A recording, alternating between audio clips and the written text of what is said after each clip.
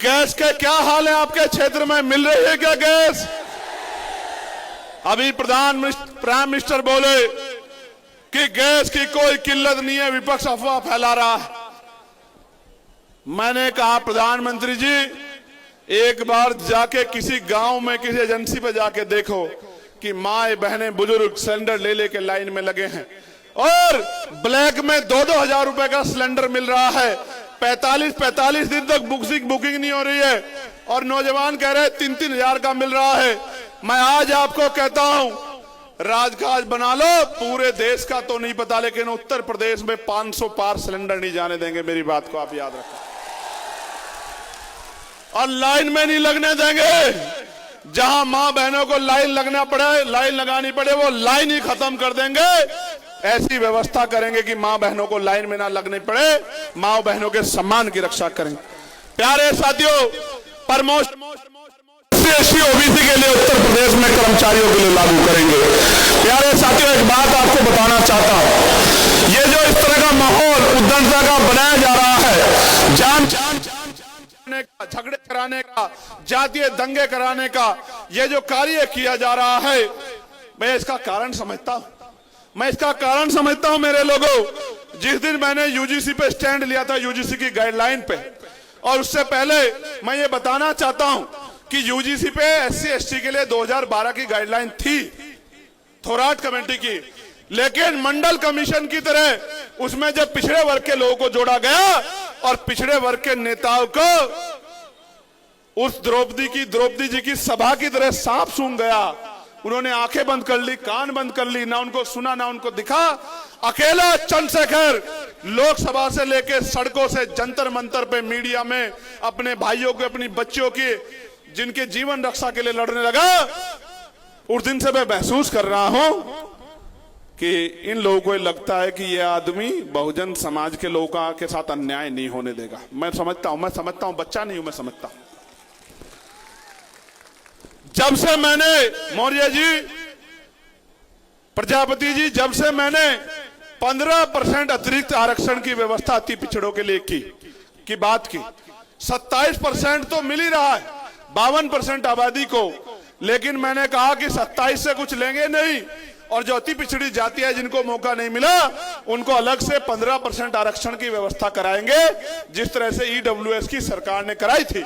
जब मैंने इस बात को कहा, उस दिन से मैं महसूस करता हूं कि जब मैं पाल प्रजापति कश्यप को, सैन विश्वकर्मा को, जब मैं नुनिया चौहान राजभर को, जब मैं जो है निषाद को, उनके आने वाली पीढ़ियों को कुर्सी पे बिठाने के लिए 15% की 100 में से 15 नौकरियां उनके बच्चों को मिलनी चाहिए, उनको कुर्सी पे बैठना चाहिए। उस दिन से मैं महसूस करता हूं कि मेरे खिलाफ जानबूझ के षड्यंत्र किए जा रहे हैं। प्यारे साथियों, जब से मैंने पिछड़े वर्ग के लिए विधानसभा और लोकसभा में आरक्षण की मांग की है कि मिलना चाहिए, उनकी संख्या में बढ़ोतरी होनी चाहिए। जिन जातियों को मौका नहीं मिला, उन जातियों का प्रतिनिधित्व होना चाहिए, कानून बना के होना चाहिए। उस दिन से मेरे खिलाफ, यानी कि जब से मैं बहुजन समाज के लोगों के मुख्य मुद्दे, उनकी जरूरतें, उनकी दिल की तड़प, उनकी दिल की आह और उनकी वो बात जिसको कोई कर नहीं रहा था, उसको करने का काम किया है, तब से मेरे खिलाफ एक माहौल बन रहा है। मैं आपको कहना चाहता हूं इस मंच के माध्यम से, माहौल बनाओ, मेरे पैर तोड़ दो, मेरी जबान काट लो, मेरी आंख फोड़ दो या मेरी हत्या कर दो, लेकिन जब तक मेरे शरीर में लहू का आखिरी कतरा और आखिरी सांस रहेगा, मैं ये करके दिखाऊंगा। मेरी बात को आप याद रखना। और अगर उत्तर प्रदेश में मौका मिल गया, उत्तर प्रदेश में 27 में मौका मिल गया, तो 1 साल के अंदर इतना बड़ा परिवर्तन करके दिखाएंगे कि जो ये माफिया कहते हैं अपने आप को, जो कहते हैं कि हम रंगबाज हैं, हम पता नहीं क्या क्या नाम जोड़ते हैं, ये सारे लाइन में लग के गरीबों का सम्मान करते मिलेंगे आपको। मेरी बात को आप याद रखना। सामंतवाद का इलाज हो जाएगा। इसलिए मेरी हिम्मत तोड़ने के लिए और हिम्मत तोड़ के ये संदेश देने के लिए कि कोई नहीं बोल रहा था, चंद्रशेखर बोल रहा था, उसको भी हमने डरा दिया, इसलिए हो रहा है। मैं वो शख्स हूं, हमारे साथी जानते हैं, जिसने ना जेल की परवाह की, ना मुकदमों की परवाह की, ना गोली की परवाह की, और मैं मानता हूं मृत्यु अटल सकता है, एक दिन मुझे भी आएगी, लेकिन मैं जब तक जीवित हूं तब तक नहीं मरूंगा। मैं ना मैं डर के जीऊंगा। मैं घर से मां का आशीर्वाद लेकर निकलता हूं और इतनी माएं मुझे आशीर्वाद देने के लिए मेरी बहनें आती हैं। जिसके ऊपर इतनी माओं का, बहनों का आशीर्वाद हो, वो इन गोलियों से मरने वाला नहीं। मेरी बात को आप याद रखना। प्यारे साथियों, मान्यवर काशीराम साहब का जन्मदिन है और मैं ये कहना चाहता हूं कि उनका जन्म भारत में दलितों, शोषितों, पिछड़ों के लिए एक वरदान साबित हुआ है। मान्यवर, आपने हमें सिखाया है कि जिंदा रहना ही हमारे जीवन का उद्देश्य नहीं है। हमारे जीवन का उद्देश्य इस देश के बहुजन समाज को हुक्मरान बनाना है। जब तक हमें राजपाट नहीं मिलेगा तब तक हम सभी शोषण का शिकार होते रहेंगे, क्योंकि बलि हमेशा बकरियों की दी जाती है, शेरों की नहीं। मैं आपके जन्मदिन पे आपको बधाई पेश करता हूं और मैं मानता हूं, श्रद्धांजलि देते हुए, कि आपको सच्ची श्रद्धांजलि ये होगी कि जब हम मान्यवर काशीराम साहब का अधूरा सपना पूरा करेंगे। और सब बताओ कि मान्यवर काशीराम साहब का अधूरा सपना पूरा करोगे नहीं करोगे? आपकी आवाज कम है, मेरी आवाज ज्यादा। बताओ, सपना पूरा करोगे नहीं करोगे? वो जो पेड़ पे चढ़े वो बताओ, सपना पूरा करोगे नहीं करोगे? वो जो वहां पानी के टैंक पे बैठे, दोनों हाथ उठा के बताओ, सपना पूरा करोगे नहीं करोगे? प्यारे साथियों, आज फिर मेरे साथ दोनों अपने पैरों पे खड़े हो जाओ। सब लोग मेरे साथ संकल्प लो। जो संकल्प मैं यहां से लूंगा उसको दोहराने का काम करना। ऐसे हाथ करो, ऐसे। हम संकल्प लेते हैं कि हम 2027 में उत्तर प्रदेश के अंदर से भारतीय जनता पार्टी की इस सरकार को उखाड़ फेंकेंगे और आजाद समाज पार्टी की सरकार बनाकर मान्यवर काशीराम साहब के अधूरे सपने को पूरा करेंगे। संकल्प लेते हैं कि हम सत्ता परिवर्तन करेंगे। और गौर से सुनो, वोट हमारा बहुजन समाज के लोगों को जाना चाहिए और नोट भी हमारा बहुजन समाज के लोगों को जाना चाहिए। जो लोग यूजीसी के गाइडलाइन का विरोध करते हैं उनको वोट नहीं देना। मेरे लोगों, बिल्कुल मत देना उनको जो यूजीसी की गाइडलाइन का विरोध करते हैं। आप समझ लो, दो दुश्मन का पता कर लो। जो यूजीसी की गाइडलाइन का विरोध करेगा उसको ना वोट देना ना नोट देना। उससे हाथ जोड़ के कहना कि अब हमारे आंख कान खुल गए हैं। हमारे भाई को हमने वादा कर लिया है कि इस बार हम बहुजन समाज के लोगों को, एससी एसटी ओबीसी के लोगों को वोट देंगे, मुस्लिम समाज के लोगों को वोट देंगे और नोट भी उनको देने काम करेंगे। वादा करते हो नहीं करते हो बताओ? अगर आपने ये कर लिया तो फिर मैं आपको लिख के देता हूं कि जो लोग मुझे धमकियां दे रहे हैं ना, वो आपके दरवाजों पे नाक रगड़ते दिखाई देंगे आपको। मेरी बात, एक बात और बताना चाहता हूं, इस देश में बाबा साहब अंबेडकर ने अपने 4-4 बच्चों की कुर्बानी देके हमें वोट का अधिकार दिलाया। मेरे लोगों, ये वोट का अधिकार नहीं होता तो ये बड़े बड़े कुर्ते वाले, बड़े बड़े गाड़ियों वाले, बड़े बड़े महलों वाले, बड़े बड़े घरों वाले ये हमारे गरीब समाज की गलियों में नहीं आते। जिन गलियों में मोटरसाइकिल नहीं जाती, 4 पहियों की कार नहीं जाती, उसमें ये बड़े बड़े कुर्तों वाले नहीं आते। अगर बाबा साहब अंबेडकर हमें वोट का अधिकार नहीं दिलाते, इस वोट का अधिकार की वजह से, ये जो करोड़ों रुपए से कीमती वोट का अधिकार हमारे पास है, इस वोट के अधिकार की वजह से हमारी बस्तियों में आते हैं। अगर आप, जैसे मान्यवर काशीराम साहब ने कहा था, बाबा साहब के संदेश को जाके कि जाओ अपनी घर के दीवारों पे लिख दो कि हमें इस देश का शासक बनना है। अगर आप अपने घरों पे लिख दोगे कि हमारा वोट भी यूजीसी की गाइडलाइन मानने वालों को और हमारा नोट भी यूजीसी की गाइडलाइन मानने वालों को, तो मैं लिख कर देता हूं कि ये लोग नारा भी लगाएंगे जय भीम का,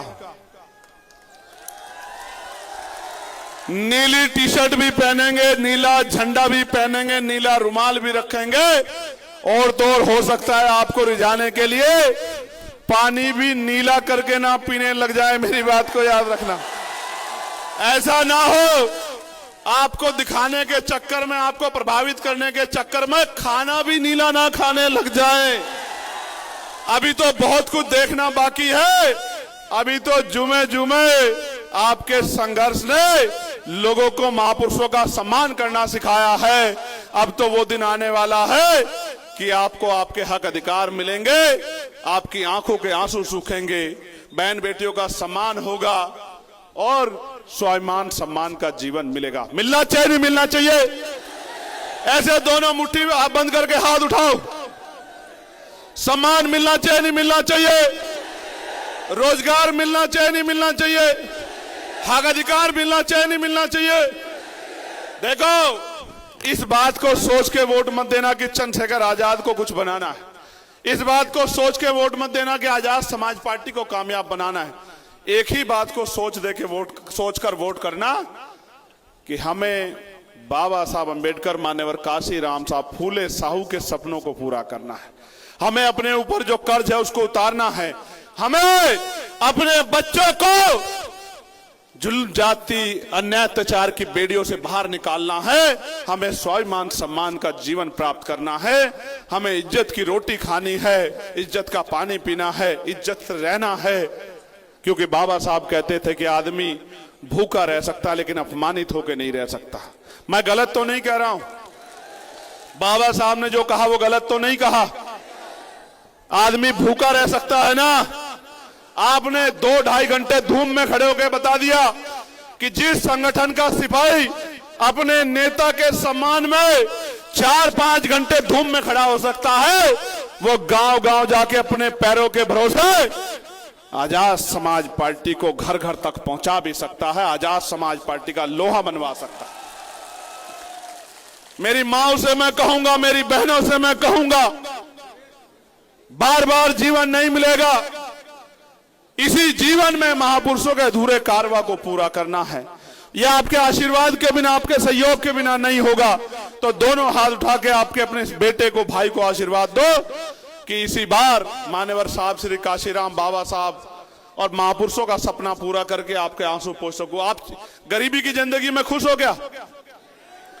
माओ को बोलने दो, अभी रुक जाओ। माओ बहनों को, खुश हो क्या गरीबी की जिंदगी में? ये गरीबी की जिंदगी खत्म होनी चाहिए नहीं होनी चाहिए? सुख सुविधाएं मिलनी चाहिए नहीं मिलनी चाहिए? जुल्म जाति बहन बेटियों पर रुकनी चाहिए नहीं रुकनी चाहिए?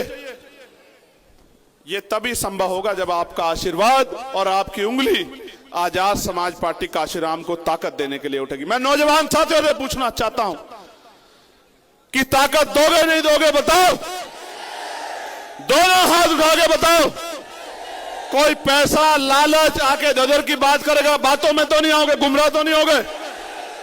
कहते हैं ना कि संघर्षों के साए में घनघोर जवानी पलती है और इतिहास उधर झुक जाता है जिस ओर जवानी चलती है। जैसे नगीना के लोगों ने अपने आप को साबित कर दिया, धन्यवाद करो दोनों हाथ उठा के नगीना के लोगों का। आज लोकसभा में अगर आपका ये भाई बेटा बोलता है, इसका श्रेय नगीना को जाता है, आपके संघर्ष को जाता है, नौजवानों को जाता है, बड़े बुजुर्गों को जाता है। पिछले 11 साल से संघर्ष कर रहे मेरे साथियों, भूखे प्यासे रह के धूप छांव में लड़ने वाले मेरे भाइयों, मेरी बहनों, मेरी माओ, बड़े बुजुर्गों, मैं धन्यवाद दूंगा भीम आर्मी को, आजाद समाज पार्टी को, मिशन 78 के साथियों को कि अच्छे अच्छों को, महापुरुषों का सम्मान करना सिखा दिया आपने। और अंत में आपके बीच से विदाई लेते हुए कहना चाहता हूं,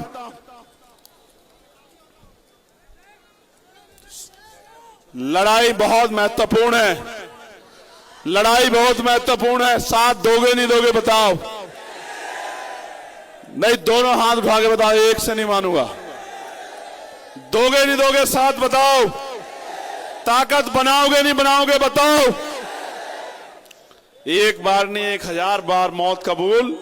एक मौका मिलने दो, फिर देखो आजाद समाज पार्टी काशीराम आपके लिए क्या करके दिखा।